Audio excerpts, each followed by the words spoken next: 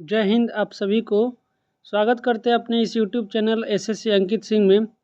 दोस्तों, आप लोग जानते होंगे कि रेलवे ग्रुप डी का एग्ज़ाम डेट घोषित कर दिया गया है, जो कि 3 अगस्त से 21 अगस्त के बीच होने वाला है। उसी से रिलेटेड आपका दोस्तों रेलवे में जितना भी आपका एग्ज़ाम है, जैसे कि आपका रेलवे ग्रुप डी हो, एनटीपीसी हो, एएलपी हो, टेक्नीशियन हो, उससे संबंधित जितना भी आपका साइंस का प्रश्न है, उसका साइंस का प्रश्न हम यहाँ पर करा रहे हैं, जिसमें आपका बायोलॉजी का आज चैप्टर नंबर हम 2 देखेंगे, जो कि कोशिका से रिलेटेड आपका जो भी प्रश्न एग्जाम में पूछा गया है, सभी प्रश्न का यहाँ पर हम पूर्ण एनालिसिस के साथ कराने जा रहे हैं। तो अगर आप लोग ने अभी तक हमारे चैनल को सब्सक्राइब नहीं किया है तो प्लीज़ चैनल को सब्सक्राइब कर बेल आइकन को भी ऑन कर लीजिएगा, और साथ ही अपने दोस्तों के पास शेयर कर रहिएगा जो कि रेलवे के जो तैयारी करने वाले हैं। तो आइए क्वेश्चन नंबर 35 पर देखते हैं। इसका पहला चैप्टर हम लोग देख चुके हैं। अगर आप लोग ने वीडियो ने नहीं देखा है तो इसका अलग प्लेलिस्ट बना दिया है, आप लोग जाकर देख सकते हैं। ठीक है, क्वेश्चन पूछा गया था कि निम्नलिखित में से कौन सा कथन समसूत्री विभाजन के परिणाम के यथार्थ रूप में वर्णन करता है। तो समसूत्री विभाजन के लिए जनन कोशिकाओं के समरूप 2 गुणित संतति कोशिकाएं उत्पन्न करता है, यानी राइट आंसर आपका ऑप्शन सी हो जाएगा। यह रेलवे मिनिस्ट्री एसओ कैटेगरी में पूछा गया था। अगला देखिए, 36 नंबर क्वेश्चन पूछा गया है कि कोशिका कला को कोशिका का सक्रिय भाग क्यों कहा जाता है। तो कोशिका कला को कोशिका का सक्रिय भाग दोस्तों इसलिए कहा जाता है ताकि कोशिका के समुचित कार्य के लिए आवश्यक पदार्थों का प्रवेश और निकास की नियंत्रित करता है, यानी राइट आंसर आपका ऑप्शन बी हो जाएगा। अगला क्वेश्चन देखिए, 37 नंबर, सुकेंद्री की कोशिका में अनुवांशिक जानकारी संवहन करने वाली सूत्रवत संरचनाएं मुख्यतः डैश में पाई जाती है। तो ये आपका केंद्रक में पाई जाती है, यानी राइट आंसर आपका ऑप्शन बी हो जाएगा कि सुकेंद्रिक कोशिका में आपका अनुवांशिक जानकारी केंद्रक में पाई जाती है। नेक्स्ट क्वेश्चन देखिए, 38 नंबर की केंद्रक के संबंध में निम्नलिखित में से कौन सा कथन सही है। बताना है कि केंद्रक के संबंध में आपका कौन सा कथन सही है। तो देखिए, केंद्रक के संबंध में आपका केंद्रकीय झिल्ली में रंध्र होता है, ये आपका ऑप्शन सही हो जाएगा, जो कि आपका रेलवे पैरामेडिकल में पूछा गया है। अगला देखिए, 49 नंबर आपका टेक्नीशियन ग्रेड 3 का क्वेश्चन है, जो कि दोस्तों अभी टेक्नीशियन का एग्ज़ाम फॉर्म भरा रहा है, तो आप लोग फॉर्म भरे होंगे तो उससे रिलेटेड भी आप लोग तैयारी कर सकते हैं। ये सभी प्रीवियस ईयर क्वेश्चन है, जो कि लेटेस्ट आपका 2024 का ही एग्ज़ाम जो हुआ था उसका पूछा हुआ क्वेश्चन है कि प्लाज्मा झिल्ली डैश से बनी होती है। तो प्लाज्मा झिल्ली आपका प्रोटीन और लिपिड दोनों से बनी होती है, राइट आंसर आपका ऑप्शन सी हो जाएगा। अगला देखिए, 40 नंबर क्वेश्चन पूछा था कि परंपरागत रूप से जिस जनन कोशिका में भोजन का भंडार संचित होता है उसे क्या कहा जाता है। तो उसे दोस्तों मादा युग्मक कहा जाता है, राइट आंसर आपका ऑप्शन सी हो जाएगा कि जिस जनन कोशिका में भोजन का भंडार संचित होता है उसे मादा युग्मक कहा जाता है। अगला देखिए, 41 नंबर की निम्नलिखित में से किस वैज्ञानिक ने निम्नलिखित कथन दिया है। बताना है कि सभी कोशिकाओं का निर्माण पूर्ववर्ती कोशिकाओं से होता है। ये कथन आपका किस वैज्ञानिक के द्वारा दिया गया है। तो ये आपका रुडोल्फ विर्चो के द्वारा दिया गया कथन है, और ये आपका टेक्नीशियन ग्रेड 3 का दोस्तों पूछा हुआ प्रश्न है। तो राइट आंसर आपका ऑप्शन ए हो जाएगा। अगला देखिए, 42 नंबर के निम्नलिखित में से किस कोशिकांग का अपना डीएनए और राइबोसोम होता है। तो आपका डीएनए और राइबोसोम माइटोकॉन्ड्रिया का स्वयं का होता है, राइट आंसर आपका ऑप्शन सी हो जाएगा। और माइटोकॉन्ड्रिया को कोशिका का पावर हाउस यानी ऊर्जा गृह के नाम से भी जाना जाता है। वहीं लाइसोसोम को अगर पूछे तो इसे आत्महत्या के थैली के नाम से जाना जाता है, और गोल्जी का परिवहन से संबंधित कहा जाता है। अगला देखिए, 43 नंबर की कोशिका में केंद्रक के अतिरिक्त निम्न में से किन 2 कोशिकांगों के अपने डीएनए और राइबोसोम होते हैं। तो पहला बता दिए दोस्तों कि माइटोकॉन्ड्रिया का होता है, और दूसरा आपको ऑप्शन के अनुसार देखिए लवक का होता है, यानी राइट आंसर आपका ऑप्शन 1 हो जाएगा। अगला देखिए 44 नंबर कि यूकेरियोट में निम्नलिखित में से कौन सा एक दोहरी झिल्ली द्वारा कोशिका द्रव से अलग होता है और यह कोशिका के जीवन प्रक्रिया को निर्देशित करता है। तो केंद्रक दोस्तों यूकेरियोटिक के दोहरी झिल्ली द्वारा कोशिका द्रव से अलग रहता है, यानी राइट आंसर आपका ऑप्शन ए हो जाएगा, जो कि टेक्नीशियन का ही पूछा हुआ प्रश्न है। अगला देखिए 45 नंबर की एटीपी के विखंडन से एक निश्चित मात्रा में ऊर्जा मोचित होती है जो कोशिका के अंदर होने वाली अंतरोशी क्रियाओं का परिचालन कर सकती है। तो ये आपका दोस्तों अभी बताए थे कि माइटोकॉन्ड्रिया को ऊर्जा गृह या पावर हाउस कहा जाता है, यानी माइटोकॉन्ड्रिया दोस्तों एटीपी के विखंडन से संबंधित हो जाएगा। राइट आंसर आपका ऑप्शन बी हो जाएगा, जो कि टेक्नीशियन का पूछा हुआ प्रश्न है। वहीं अगर एटीपी का अगर फुल फॉर्म पूछे तो एडोनेसिन ट्राईफॉस्फेट होता है। और देखिए कोशिका का पावर हाउस या ऊर्जा गृह आपका माइटोकॉन्ड्रिया का कहा जाता है। और माइटोकॉन्ड्रिया की खोज 1857 में अल्बर्ट वान केलिकर के द्वारा किया गया था, लेकिन नामकरण आपका 1898 में कार्ल वेंडर के द्वारा दिया गया है। नेक्स्ट देखिए 46 नंबर क्वेश्चन कर रहा है कि प्राकेंद्रिकी कोशिका की विशेषताओं से संबंधित सही कथन चयन कीजिए। बताना है कि प्रोकैरियोटिक सेल यानी प्राकेंद्रिकी कोशिकाएं का सही कथन, तब प्रोकैरियोटिक सेल में एक ही गुणसूत्र होता है, यही आपका दोस्तों कथन सही है। राइट आंसर आपका ऑप्शन 1 हो जाएगा। वहीं अगर यूकैरियोटिक पूछे तो एक से अधिक गुणसूत्र होता है, जो कि टेक्नीशियन दोस्तों देख सकते हैं कि 2 शिफ्टों में आपका पूछा गया प्रश्न है। और प्रोकैरियोटिक यानी प्राकेंद्रिक कोशिकाओं दोस्तों अगर इसका उदाहरण पूछे तो इसका उदाहरण जीवाणु, नील हरित शैवाल और माइक्रोप्लाज्मा प्यूरोनिमोनिया, ये सभी आपका दोस्तों प्रोकैरियोटिक सेल होते हैं। अगला देखिए 47 नंबर आपका मिलान करना है कि कोशिकाओं से संबंधित मिलान करना है। तो कोशिका भित्ति दिया है, राइबोसोम दिया है, अगला दिया है लाइसोसोम, उसके बाद दोस्तों गोल्जी उपकरण। तो गोल्जी उपकरण आपका दोस्तों परिवहन से संबंधित हो जाएगा। उसके बाद आपका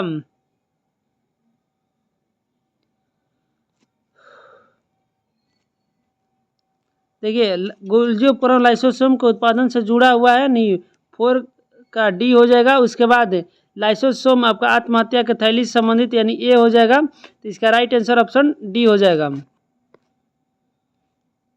देखिए यहाँ पर देख सकते हैं कि कोशिका भित्ति पादप को उनकी संरचनात्मक ताकत देते हैं। राइबोसोम आपका प्रोटीन निर्माण से शामिल है, यानी इसे प्रोटीन फैक्ट्री भी कहा जाता है। उसके बाद लाइसोसोम आपका किसी भी बाहरी पदार्थ और घिसे पीटे कोशिकाओं को पचाता है, इसीलिए इसे आत्महत्या की थैली भी कहा जाता है। और गोल्जी उपकरण आपको लाइसोसोम के उत्पादन से जुड़ा हुआ है। अगला देखिए 48 नंबर की खुरदरी अंतःद्रवी जालिका माइक्रोस्कोप के नीचे खुरदरी दिखती है क्योंकि इसकी सतह पर डैश नामक कण जुड़े होते हैं। तो दोस्तों इंग्लिश में इसे रफ एंडोप्लाज्मिक रेटिकुलम कहा जाता है।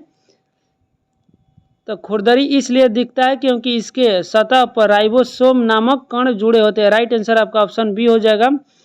और एक आपका दोस्तों अंतःपरद्रवी जालिका 2 प्रकार का होते हैं, एक स्मूथ यानी चिकनी अंतःपरद्रवी जालिका और दूसरा होता है खुरदरी, जिसमें आपका राइबोसोम के कारण खुरदरी दिखता है।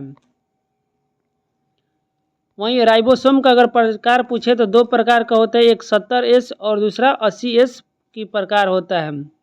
अगला देखिए 49 नंबर की निम्नलिखित में से क्या एक छोड़कर संरचना है जो केंद्रक में तभी पाई जाती है जब कोशिका विभाजित होने वाली होती है। तो कोशिका विभाजित के समय आपका गुणसूत्र पाई जाती है, यानी राइट आंसर आपका ऑप्शन बी हो जाएगा। और गुणसूत्र का दोस्तों अगर मुख्य रूप से पूछे इकाई तो इसका डीएनए इकाई होता है, और डीएनए का इकाई पूछे तो जीन होता है। और मनुष्य में अगर पूछे कि गुणसूत्रों की संख्या कितनी होती है तो मनुष्य में आपका 23 जोड़ी कुल गुणसूत्रों की संख्या होती है, और संख्या में पूछे तो 46 आपका संख्या होती है।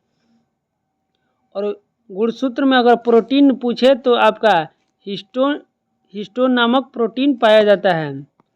अगला देखिए 50 नंबर की कोशिकाओं में कितने प्रकार की अंतःद्रवी जालिका होती है। तो अभी बताया दोस्तों कि अंतःद्रवी जालिका आपका दो प्रकार के होती है, एक स्मूथ और एक रफ, यानी चिकनी और खुरदरी। राइट आंसर आपका ऑप्शन बी हो जाएगा। अगला देखिए 51 नंबर की कोशिकाओं की आंतरिक सभी गतिविधियों और कोशिका की पर्यावरण के साथ अंतःक्रिया प्रायः प्रत्येक कोशिकाओं में देखी जाने वाली 3 महत्वपूर्ण विशेषताओं के कारण संभव होती है, और वह 3 विशेषताएं कौन सी है। तो सभी 3 विशेषताएं प्लाज्मा झिल्ली, केंद्रक और कोशिका द्रव हो जाएगी। राइट आंसर आपका ऑप्शन डी हो जाएगा। नेक्स्ट क्वेश्चन 52 नंबर देखिए कि 52 नंबर कहा था कि निम्नलिखित में से किसके संकुचन और शिथिलीकरण के परिणाम स्वरूप अंग में गति होती है। तो पेशीय कोशिकाओं के कारण आपका संकुचन और शिथिलीकरण के कारण गति उत्पन्न होती है। राइट आंसर आपका ऑप्शन सी हो जाएगा।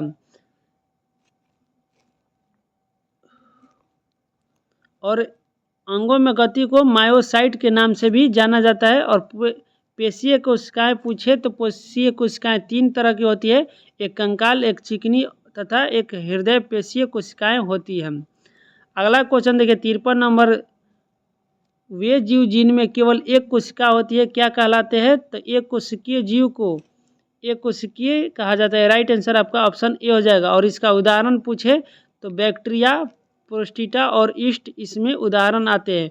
वहीं बहुकोशिकीय जीव का उदाहरण आपका पौधे, जानवर, मनुष्य, ये सभी बहुकोशिकीय जीव के उदाहरण हो जाएंगे। अगला देखिए 54 नंबर की कोशिकाओं में केंद्रक झिल्ली और अन्य कोशिकांगों के बारे में निम्नलिखित में से कौन सा विकल्प सही है। बताना है कि केंद्रक झिल्ली और कोशिकांगों के बारे में कौन सा आपका विकल्प सही है। तो कोशिकांगों के बारे में आपका दोस्तों ऑप्शन बी, प्रोकैरियोटिक कोशिकाओं में झिल्ली युक्त कोशिकांग नहीं पाए जाते हैं। यानी जो प्रोकैरियोटिक कोशिकाएं होती है उसमें झिल्ली युक्त कोशिकांग नहीं पाया जाता है, और इसमें केंद्रक भी अनुपस्थित रहते यानी उपस्थित नहीं होते हैं। अगला क्वेश्चन देखिए 55 नंबर की अर्धसूत्री विभाजन के दौरान एक कोशिका विभाजित होकर डैश की नई कोशिकाएं बनाती है। तो अर्धसूत्री विभाजन के दौरान दोस्तों कुल 4 कोशिकाएं नहीं बनाती, यानी राइट आंसर आपका ऑप्शन 1 हो जाएगा। और समसूत्री विभाजन को काई कोशिका विभाजन के नाम से भी जाना जाता है, ये भी याद रखिएगा। अगला क्वेश्चन पर चलते हैं। देखिए 56 नंबर की एक संतति कोशिका डॉटर सेल में गुणसूत्रों की संख्या किस प्रकार द्वारा आधी हो जाती है। तो एक संतति कोशिकाओं में आपका आधी गुणसूत्रों की संख्या और सूत्री विभाजन प्रक्रिया में होती है, यानी राइट आंसर आपका ऑप्शन सी हो जाएगा। और सूत्री विभाजन 57 नंबर देखिए कि कौन सा अंतःकोशिकीय परिवहन के लिए मार्ग और विनिर्माण सतह दोनों के रूप में कार्य करते हैं। तो ये आपका दोस्तों अंतःप्रद्रवी जालिका मार्ग और विनिर्माण सतह दोनों के रूप में कार्य करते हैं। राइट आंसर आपका ऑप्शन बी हो जाएगा। नेक्स्ट क्वेश्चन देखिए, वे जीव जिनके कोशिकाओं में केंद्रक झिल्ली नहीं होती है डैश कहलाती है। तो केंद्रक झिल्ली आपका दोस्तों प्रोकैरियोटिक कोशिकाओं में नहीं पाई जाती है। राइट आंसर आपका ऑप्शन डी हो जाएगा। अभी कुछ देर पहले ही बताए थे कि प्रोकैरियोटिक कोशिका में केंद्रक झिल्ली और केंद्रक नहीं पाई जाती है। नेक्स्ट देखिए अगला क्वेश्चन दिया है कि 59 नंबर के निम्नलिखित में कौन माइटोसिस के समसूत्री का प्रथम चरण है जो इंटरफेज के एस और G2 अवस्थाओं का अनुसरण करते हैं। तो ये आपका प्रोफेज हो जाएगा। राइट आंसर आपका ऑप्शन डी हो जाएगा, जो कि RPF SI में पूछा हुआ 2024 का क्वेश्चन है। यानी माइटोसिस के समसूत्री विभाजन के प्रथम चरण को प्रोफेज नाम से जाना जाता है, जिसमें आपका इंटरफेज में एस और G2 अवस्थाओं का अनुसरण करते हैं। अगला देखिए 60 नंबर क्वेश्चन की निम्नलिखित में कौन सी कोशिका झिल्ली का प्राथमिक कार्य है। तो कोशिका झिल्ली का प्राथमिक कार्य दोस्तों कोशिका के अंदर और बाहर पदार्थों का आवागमन को विनियमित करना है, यानी राइट आंसर आपका ऑप्शन बी हो जाएगा। ये भी RPF SI का क्वेश्चन पूछा हुआ है। अगला देखिए 61 नंबर RRB जेई का क्वेश्चन है, कौन सी प्रक्रिया गैर प्रजनन कोशिकाओं की तुलना में प्रजनन कोशिकाओं में डीएनए की आधी मात्रा सुनिश्चित करती है? तो आधी मात्रा वाला दोस्तों अभी बताए थे कि अर्धसूत्री विभाजन में डीएनए या गुणसूत्र की आधी विभाजन होती है। राइट आंसर आपका ऑप्शन बी हो जाएगा।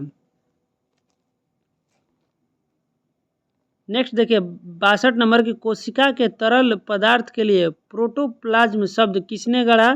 तो प्रोटोप्लाज्म आपका दोस्तों शब्द पार्किंजे के द्वारा दिया गया। राइट आंसर आपका ऑप्शन सी हो जाएगा, जो कि 1839 ईस्वी में दिया गया था।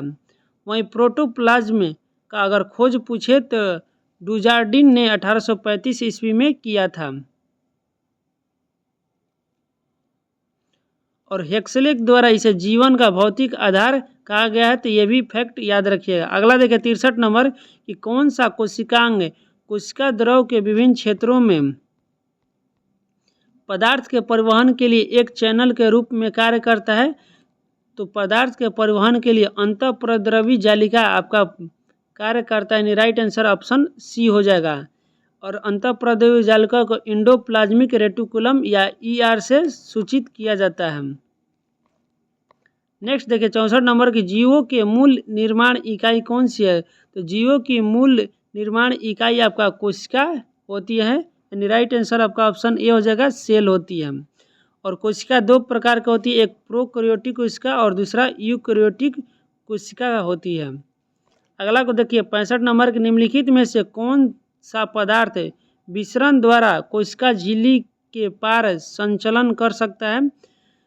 तो आपका ऑक्सीजन पदार्थ कोशिका झिल्ली के पार भी संचलन कर सकता है। ये आपका ALP में पूछा हुआ क्वेश्चन है, तो याद रखिएगा दोस्तों कि ऑक्सीजन आपका विसरण द्वारा कोशिका झिल्ली के पार संचलन कर सकता है। अगला देखिए 65 नंबर की, एक संतति कोशिका में गुणसूत्रों की संख्या किस प्रकार आधी हो सकती है? तो देखिए ये आपका RPF SI में भी पूछा हुआ क्वेश्चन था, टेक्नीशियन में, और ALP में भी पूछा हुआ क्वेश्चन है। इसका सही उत्तर आपका ऑप्शन बी हो जाएगा, अर्धसूत्री विभाजन या मायोसिस। नेक्स्ट क्वेश्चन देखिए 67 नंबर की, विभिन्न कोशिकांगों जैसे सूत्रकणिका, राइबोसोम आदि मिलकर जीवन की मूलभूत इकाई का निर्माण करते हैं, उसे क्या कहा जाता है? दोस्तों ये आपका ALP और टेक्नीशियन दोनों एग्जाम में पूछा हुआ है, तो इसका सही उत्तर आपका कोशिका हो जाएगा कि कोशिका सूत्रकणिका यानी माइटोकॉन्ड्रिया, राइबोसोम आदि मिलकर जीवन की मूलभूत इकाई का निर्माण करते हैं। यानी जीवन की मूलभूत या संरचनात्मक इकाई अगर पूछे तो आपका कोशिका है। कोशिका से ऊतक का निर्माण होता है, ऊतक से दोस्तों आपका अंग का निर्माण होता है, और अंग से आपका फिर अंग तंत्र का निर्माण होता है। अगला क्वेश्चन चलते हैं 68 नंबर की, SER यानी स्मूथ एंडोप्लाज्मिक रेटिकुलम का पूर्ण रूप क्या है? जो कि एक कोशिकांग है तथा जो कोशिका के कार्य के लिए महत्वपूर्ण वसा अणुओं अथवा लिपिड के निर्माण में सहायता प्रदान करता है। तो बताए थे दोस्तों SER का पूर्ण रूप स्मूथ एंडोप्लाज्मिक रेटिकुलम, यानी राइट आंसर आपका ऑप्शन सी हो जाएगा। ALP का पूछा हुआ क्वेश्चन है। अगला देखिए 69 नंबर कि निम्नलिखित में कौन सी कोशिकीय घटक अधिकांश प्राकेंद्रिक यानी प्रोकैरियोटिक में मौजूद नहीं होता है? तो प्रोकैरियोटिक में दोस्तों केंद्रक झिल्ली और केंद्रक मौजूद आपका दोनों नहीं होता है। यानी राइट आंसर आपका ऑप्शन बी हो जाएगा। और प्रोकैरियोटिक का उदाहरण पूछे तो दोस्तों इसका उदाहरण आपका नीलहरित शैवाल और ईस्ट हो जाएगा। अगला देखिए प्रोकैरियोटिक राइबोसोम की उप इकाई संरचनाएं क्या है? तो प्रोकैरियोटिक राइबोसोम की उप इकाई संरचना अगर पूछे तो ये 50S और 30S होता है। यानी राइट आंसर आपका ऑप्शन सी हो जाएगा। और अगर प्रोकैरियोटिक राइबोसोम का पूछे तो ये 70S प्रकार का होता है। तो याद रखिएगा दोस्तों, अगर उप इकाई पूछे तो 50 और 30S, और सिर्फ इकाई पूछे तो 70S होता है, जो कि आपका रेलवे ग्रुप डी का पूछा हुआ क्वेश्चन है। अगला देखिए 71 नंबर कि प्रोकैरियोटिक सेल की कुछ विशेषताएं का उल्लेख नीचे किया गया है, दिए गए विकल्पों में गलत विकल्प का चयन करना है। बताना है कि प्रोकैरियोटिक सेल के बारे में कौन सा विकल्प गलत है। तो पहला कह रहा है कि झिल्ली बंद कोशिकाओं की मौजूदगी होती है, तो प्रोकैरियोटिक सेल में आपका कोशिका झिल्ली और केंद्रक दोनों नहीं पाई जाती है। यही आपका दोस्तों गलत है, राइट आंसर आपका ऑप्शन ए हो जाएगा। दूसरा कह रहा है कि अत्यधिक छोटा होता है, तो सही है। एकल गुणसूत्र होता है, ये भी सही है। और डी कह रहा है कि नाभिकीय क्षेत्र केंद्रकाभ कहलाता है, ये भी आपका दोस्तों सही है, यानी ऑप्शन ए इसका राइट आंसर हो जाएगा। अगला देखिए 72 नंबर के निम्न में से किस प्राणी ऊतक में चपटी कोशिकाएं होती है। तो चपटी कोशिकाएं दोस्तों आपको बताना है कि किस प्राणी में होती है। तो ये आपका सल्की उपकला में होती है, यानी राइट आंसर आपका ऑप्शन सी हो जाएगा कि सल्की उपकला ऊतक में एक चपटी कोशिकाएं से बनी होती है, जो कि अगर पूछे कहाँ पाई जाती है तो ये रक्त वाहिकाएं के भित्ति तथा फेफड़े के वायुकोश में पाया जाता है सल्की उपकला ऊतक। अगला देखिए 73 नंबर कह रहा कि कशेरुकों की यकृत कोशिकाओं में एसीआर द्वारा कौन सा महत्वपूर्ण कार्य किया जाता है। तो कशेरुकियों की यकृत कोशिकाओं में एसीआर द्वारा आपका महत्वपूर्ण कार्य औषधि और विषों का निराविषीकरण किया जाता है। राइट आंसर आपका ऑप्शन ए हो जाएगा कि एंडोप्लाज्मिक रेटिकुलम द्वारा आपका दोस्तों विष या जहर को निराविषीकरण किया जाता है। अगला क्वेश्चन देखिए 74 नंबर की कौन सा कोशिकांग विषाक्त पदार्थ और औषधि के जहर प्रभाव को खत्म कर देता है। तो ये आपका दोस्तों अंतःद्रवी जालिका जहर के प्रभाव को खत्म कर देता है। राइट आंसर आपका ऑप्शन ए हो जाएगा, जो कि ग्रुप डी का 2022 में पूछा हुआ क्वेश्चन है। अगला देखिए 75 नंबर नीचे दिए गए चित्र ए और बी में दो प्रकार के कोशिका विभाजन को दर्शाता है, इसके संबंध में कौन सा विकल्प सही उत्तर होगा। देखिए यहाँ फिगर दिया गया है, बताना है कि कौन सा विकल्प इसमें से सही विकल्प होगा। तो फिगर के अनुसार पहला में आपको बताना है कि कौन सा विभाजन है और दूसरा में कौन सा विभाजन है। तो पहला में आपका दोस्तों एक चीज़ से दो प्रकार का बन रहा है, ये आपका समसूत्री विभाजन हो जाएगा। और दूसरा में एक से पहले दो हो रहा है, उसके बाद दो से फिर अलग अलग दो दो बन रहा है, ये आपका अर्धसूत्री विभाजन है। राइट आंसर आपका ऑप्शन सी हो जाएगा, एक समसूत्री दूसरा अर्धसूत्री विभाजन है। अगला देखिए 76 नंबर, देखिए 76 नंबर यूकैरियोटिक कोशिकाओं के निम्न में से किस कोशिकाओं को आत्मघाती थैली भी कहा जाता है। देखिए दोस्तों आरआरबी ग्रुप डी एनटीपीसी और ग्रुप डी मतलब बहुत सारे एग्जाम पूछा गया है कि यूकैरियोटिक कोशिकाओं में किसे आत्मघाती थैली कहा जाता है। तो इसका क्वेश्चन हम बताए थे, लाइसोसोम को आत्महत्या की थैली के नाम से जाना जाता है। राइट आंसर आपका ऑप्शन डी हो जाएगा। अगला क्वेश्चन देखिए 77 नंबर की स्लाइडेन और स्वान द्वारा दिया गया कोशिका सिद्धांत निम्नलिखित में किन जीवों पर लागू नहीं होता है। तो कोशिका सिद्धांत दोस्तों आपका वायरस यानी विषाणुओं पर लागू नहीं होता है। राइट आंसर आपका ऑप्शन सी हो जाएगा। अगला देखिए 78 नंबर की रॉबर्ट हुक द्वारा कोशिका की खोज किस प्रकार की गई है। तो ये आपका टेक्नीशियन एएलपी और एनटीपीसी तीनों एग्जाम में पूछा गया है कि रॉबर्ट हुक द्वारा कोशिका का खोज किस प्रकार किया गया था। तो ये आपका कॉर्क का निरीक्षण करते हुए किया गया था। राइट आंसर आपका ऑप्शन डी होगा। पहले पूछता था दोस्तों कि कोशिका की खोज किसने किया है, तो रॉबर्ट हुक ने। अब पूछ रहा है कि रॉबर्ट हुक द्वारा कोशिका की खोज किस प्रकार किया गया है। तो आप लोग डीपली कॉन्सेप्ट को एक बार पढ़कर ही सेट लगाइएगा। या फिर देखिए रॉबर्ट हुक द्वारा 1665 में कोशिका की खोज किया गया था। वहीं अगर जीवित कोशिका पूछे तो लीवन हॉक द्वारा किया गया था।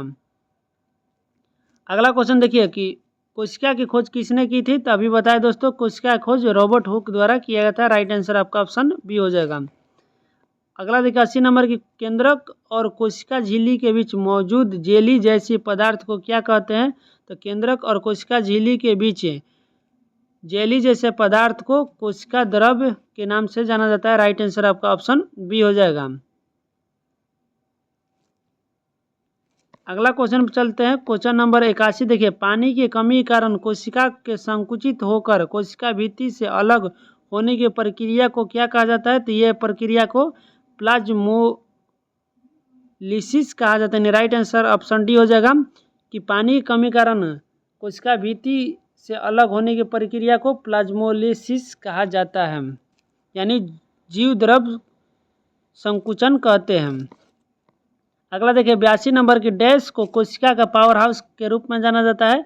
तो पावर हाउस बताएं दोस्तों, माइटोकॉन्ड्रिया को कहा जाता है। राइट आंसर आपका ऑप्शन बी हो जाएगा, जो कि एनटीपीसी टेक्नीशियन दोनों एग्जाम में पूछा गया प्रश्न है।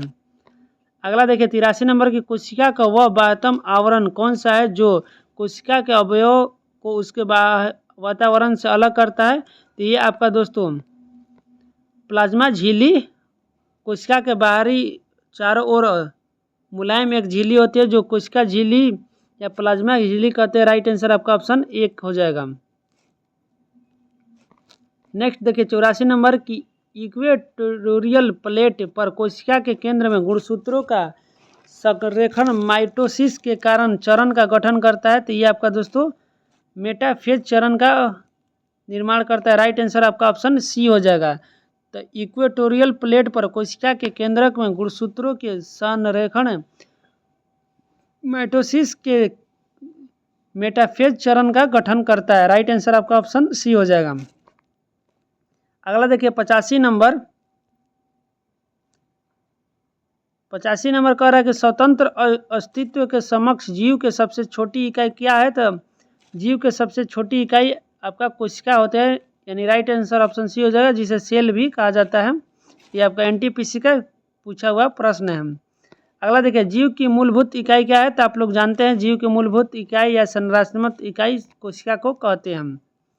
नेक्स्ट देखिए 87 नंबर की पुट्टिकाओं में प्रोटीन और लिपिड के परिवहन, संशोधन और पैकेजिंग के लिए निम्नलिखित में कौन सा कोशिकांग उत्तरदायी है। तो ये आपका दोस्तों गोल्जी का आपका परिवहन से संबंधित हो जाएगा। राइट आंसर आपका ऑप्शन डी हो जाएगा। अगला देखिए 88 नंबर का रहा है कि निम्न में कौन सी झिल्ली संयोजित थैली पाचक एंजाइम से भारी होती है। तो ये आपका लाइसोसोम थैली पाचक एंजाइम से भरी होता है। राइट आंसर आपका ऑप्शन सी हो जाएगा, जो कि एनटीपीसी एग्जाम में पूछा हुआ प्रश्न है। नेक्स्ट क्वेश्चन देखिए राइबोसोम बनाते हैं। तो राइबोसोम आपका दोस्तों प्रोटीन का निर्माण करते हैं, इसलिए इसे प्रोटीन फैक्ट्री के नाम से भी जाना जाता है। राइट आंसर आपका ऑप्शन सी हो जाएगा। अगला देखिए 90 नंबर की प्रोटोप्लाज्म शब्द किसने गढ़ा, यानी प्रोटोप्लाज्म शब्द किसने दिया था। तो ये आपका जोहान इनवालिस्ट पुरकिंजे के द्वारा, इतना याद रखे दोस्तों शॉर्ट में, पुरकिंजे के द्वारा प्रोटोप्लाज्म दिया गया था, यानी पी से प्रोटोप्लाज्म और पी से पुरकिंजे याद रखिएगा दोस्तों। अगला देखिए 91 नंबर की डैश कोशिका की एक प्रकार के अवशिष्ट निस्तारण प्रणाली में है जो किसी भी वाह्य सामग्री के साथ साथ खराब हो चुके कोशिकांगों को पचाकर कोशिका के साफ रखने में मदद करता है। तो ये आपका दोस्तों कोशिका को पचाकर कोशिका को साफ रखने में मदद लाइसोसोम करता है। राइट आंसर आपका ऑप्शन बी हो जाएगा।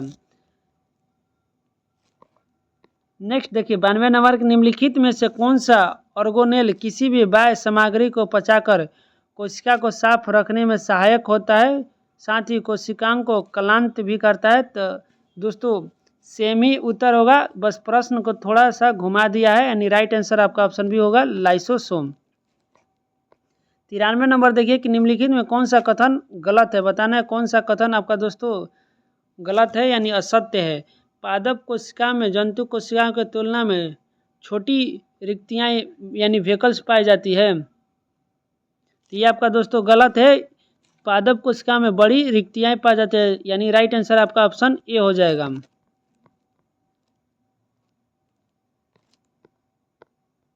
अगला देखिए 94 नंबर निम्नलिखित में अर्धसूत्रण के लिए कौन सा कथन सत्य नहीं, बताना है कि कौन सा अर्धसूत्रण के लिए कथन सत्य नहीं है, यानी कौन सा गलत है।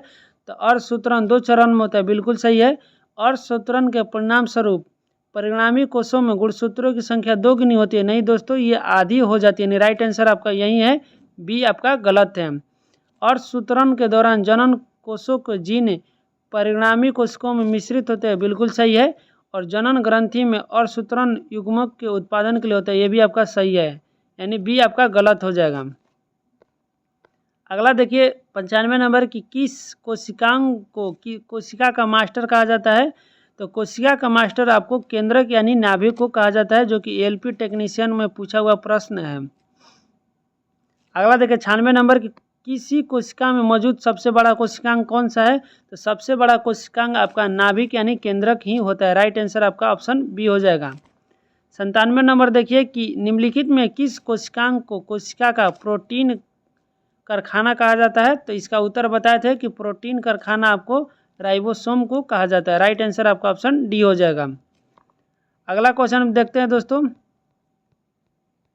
देखिए 98 नंबर का रहा कि निम्नलिखित में क्या प्रोटीन संश्लेषण के लिए एक स्थल के रूप में कार्य करता है? तो प्रोटीन संश्लेषण आपका राइबोसोम से संबंधित हो जाएगा। राइट आंसर आपका ऑप्शन बी हो जाएगा। देखिए अगला 99 नंबर की, शरीर में लगी चोट को मरम्मत के लिए किस प्रकार की सेल विभाजन का प्रयोग किया जाता है? तो सेल विभाजन आपका दोस्तों केवल समसूत्रण विभाजन होता है। राइट आंसर आपका ऑप्शन ए हो जाएगा। ये आपका एनटीपीसी स्टेज फर्स्ट का क्वेश्चन है। अगला देखिए 100 नंबर की, एक पशु के शरीर के सबसे बड़ी कोशिका इनमें से कौन सा है? तो एक पशु के सबसे बड़ी कोशिका आपका दोस्तों न्यूरॉन कोशिका हो जाएगा। यानी राइट आंसर आपका ऑप्शन बी हो जाएगा। नेक्स्ट देखिए 101 नंबर के, निम्नलिखित में कौन सा एक कोशिका में अधिक मात्रा में होने वाले अणु है? तो ये आपका दोस्तों सबसे अधिक जल होता है। यानी राइट आंसर आपका ऑप्शन एक हो जाएगा। अगला क्वेश्चन देखिए 102 नंबर पर चलते हैं कि मिलान करना है। देखिए मिलान में आपका लाइसोसोम को आत्महत्या के थैली कहते हैं, डीएनए को गुणसूत्र से संबंधित हो जाएगा और माइटोकॉन्ड्रिया को पावर हाउस से संबंधित। यानी अगला क्वेश्चन चलते हैं 103 नंबर की, कोशिका प्रक्रियात्मक यानी फंक्शनल क्रियाओं का नियंत्रण कौन करता है? तो कोशिका फंक्शनल क्रियाओं का नियंत्रण आपका केंद्रक द्वारा किया जाता है। राइट आंसर आपका ऑप्शन डी हो जाएगा, जो कि आरआरबी जेई में पूछा गया प्रश्न है। नेक्स्ट देखिए 104 नंबर की, सूत्री विभाजन के चरण का नाम बताए जिसके दौरान विभाजित सेल के गुणसूत्र मध्य रेखा पर स्थित है। तो ये आपका दोस्तों मेटाफेज हो जाता है। राइट आंसर आपका ऑप्शन सी हो जाएगा। अगला क्वेश्चन देखिए दोस्तों, अब इस चैप्टर नंबर 2 का क्वेश्चन समाप्त होता है। नेक्स्ट वीडियो में हम चैप्टर नंबर 2 का ही पार्ट 2 देखेंगे, पादप कोशिका, जो कि प्लांट सेल से संबंधित प्रश्न हो जाएगा। तो दोस्तों जितना भी प्रीवियस ईयर आपका जो भी रेलवे का एग्जाम है, जैसे NTPC, group D, technician, ALP, सभी का इसमें समाहित आपका जितना प्रीवियस ईयर क्वेश्चन हो गया, जो कि 2016 से लेकर 2025 तक का जो भी एग्ज़ाम है, सभी का संकलन है। तो आप लोग ज़रूर वीडियो को लास्ट तक देखते रहिएगा दोस्तों। और चैनल पर नए हैं तो चैनल को सब्सक्राइब करके ही जाइएगा। मिलते हैं नेक्स्ट वीडियो में, तब तक के लिए जय हिंद।